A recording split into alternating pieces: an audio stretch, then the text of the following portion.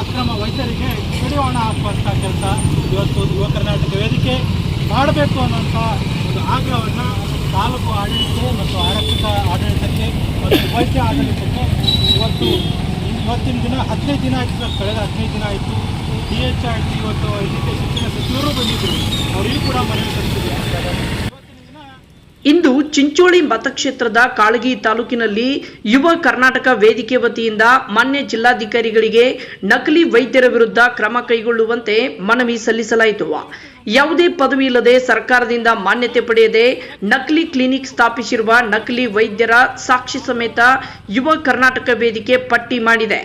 ಇದನ್ನ ಮಾನ್ಯ ಜಿಲ್ಲಾ ಆರೋಗ್ಯಾಧಿಕಾರಿಗಳು, ತಾಲೂಕು ಆರೋಗ್ಯಾಧಿಕಾರಿಗಳು, ತಹಶೀಲ್ದಾರರು ಹಾಗೂ ಆರಕ್ಷಕ ಇಲಾಖೆಗೆ ಒಪ್ಪಿಸಲಾಗುವುದು.